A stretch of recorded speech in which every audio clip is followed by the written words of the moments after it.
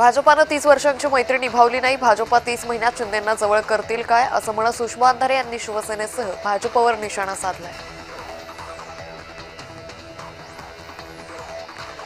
नाराजी नाट्यावर आदित्य ठाकरेंनी एक्सपोस्ट केली आहे. महाराष्ट्रासाठी हे सगळं चिंताजनक आहे. मंत्रिमंडळ बैठकीवर बहिष्कार म्हणजे महाराष्ट्राचा अपमान आहे असं आदित्य ठाकरे म्हणाले.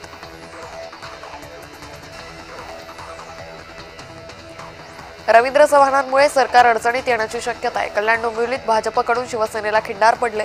शिवसेनेनं रवींद्र चव्हाणांवर उघड नाराजी व्यक्त केली.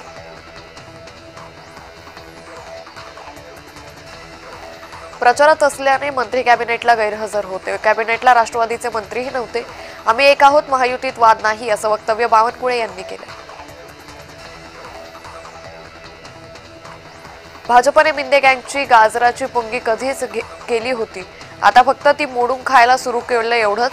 शिवसेना मंत्र्यांच्या नाराजी नाट्यावर अंबादास दानवे यांनी टीका केली आहे. जी गोष्ट हवी ती मुख्यमंत्र्यांना सांगणार नाही तर कोणाला सांगणार. मंत्री आपल्या मागण्या दोनच नेत्यांना सांगणार असं वक्तव्य उद्योग मंत्री उदय सामंतांनी केलं. एकनाथ शिंदे आणि चंद्रशेखर बावनकुळे यांच्यात चर्चा झाली आहे. शिंदे यांच्या अँटी चेंबरमध्ये बंद दाराआड चर्चा झाली असून चर्चेत भाजपाचे अन्य नेत्यांचा सहभाग होता. मालेगाव अत्याचार प्रकरणी पीडित मुलीचं शवविच्छेदन करण्यात आलं. खटला फास्ट ट्रॅक कोर्टात चालवणार अशी माहिती दादा भुसे यांनी दिली.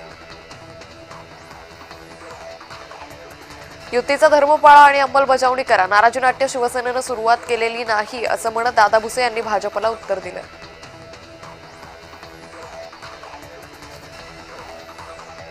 राज्यात महायुती एकत्र नाही याला भाजप जबाबदार आहे असं म्हणत माजी आमदार शहाजीबापू पाटलांनी भाजपवर खापर फोडले.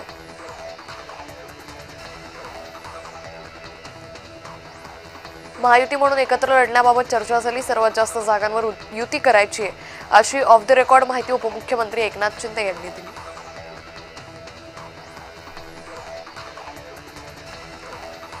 छत्रपती संभाजीनगरात ठाकरे गटाला गळती लागली आहे. ज्यांना जायचं होतं ते स्वार्थासाठी पक्ष सोडून गेले. भाजप आणि शिंदेंनी फक्त पक्ष फोडायचं काम केलं असं म्हणत ठाकरे गटाचे नेते चंद्रकांत खैरे यांनी टीका केली.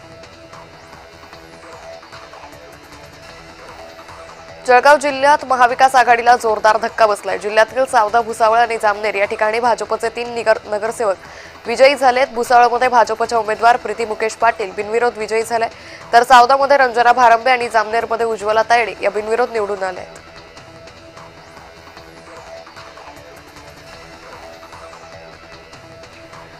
बिबट्याच्या नियंत्रणाची वनजीव मंत्रालयाकडून परवानगी नाही. इंजेक्शन दिली जातील किंवा अन्य उपाययोजना केल्या जातील. बिबट्याची संख्या कमी करण्यासाठी पूर्वयंत्रणा तयार आहे अशी माहिती वनमंत्री गणेश नाईकांनी दिली.